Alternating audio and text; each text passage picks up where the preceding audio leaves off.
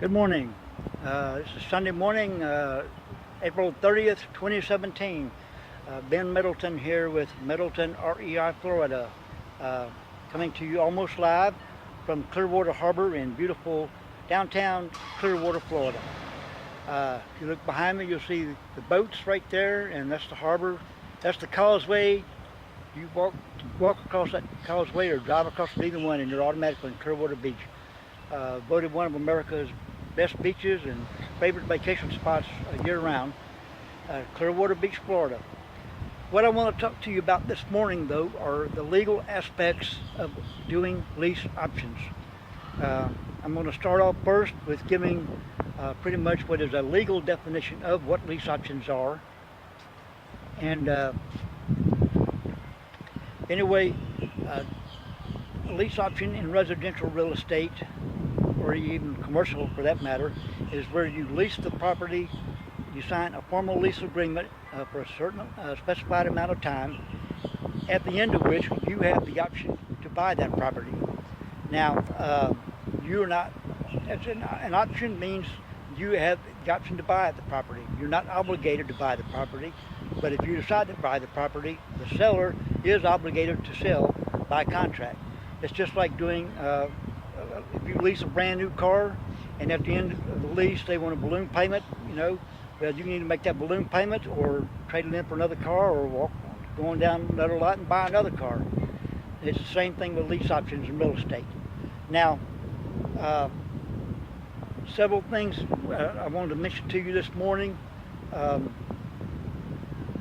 is that there are several states that have very restrictive guidelines on lease options and how you can do them in their state. The primary one, of course, is being Texas. Anyone who's been around this business or in REI a very length of time knows about Texas. It's a state that if you don't have a lawyer there, you might as well not even do business there. So if you're going to do lease options, make sure you have a business there or an attorney, and if you do a state of business, maybe have a branch office of your company there. The primary reason with doing lease options, the number one thing with Texas, is that you can sign no more than a 6-month term, at the end of which the tenant buyer has to be actually making payments on the property. Anything he makes goes towards the principal of the property. Nationwide, or actually global wide, because these things are going on in every free country of the planet, the standard term is a 1-year or 2-year term. In the United States, it's recommended that you don't do no more than 1-year term. If your tenant needs to go more than that, then sign him an additional increment after that. But start off with a 1-year term and stick to that. But the other states that you probably need to be aware of are Maryland, Oklahoma, and Ohio. Those are the primary ones that have very restrictive. They're not as serious as Texas is, but they do have some serious guidelines that you need to be aware of. So if you do a business in either one of them states doing lease options, if you don't hire an attorney there, at least consult one and get the rundown of exactly what the laws are there before you do lease options in those states.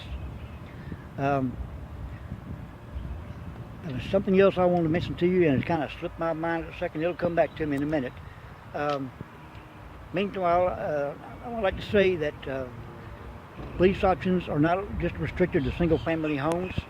They can also be done with apartment buildings, commercial buildings, industrial, any kind of real estate out there that you could possibly make money on. There are people here in Clearwater who even do lease options on sailboats and cabin cruisers. So, use your imagination, do some creative financing, and you can pretty much find out anything and do whatever you want to.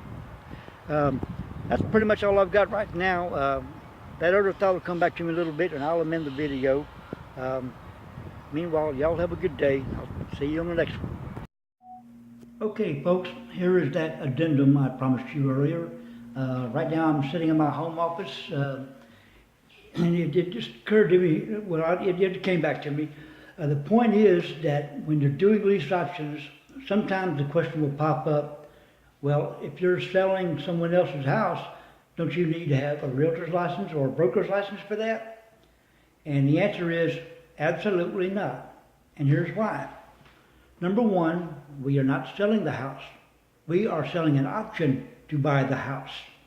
The option is the only thing that we sell when you're doing the lease options. Unless you actually do have a realtor's license or a broker's license, don't try to do that. We're selling a lease option, and I've got my notes here. Hang on a second. Okay, what makes this perfectly legal, like I said, is that number one, we're not selling the house. Lease options are a form of seller financing. So who sells the house here? I just told you. The key word here is seller. The seller sells the house. We sell the option to buy the house. And of course, that option is to buy the house from the seller.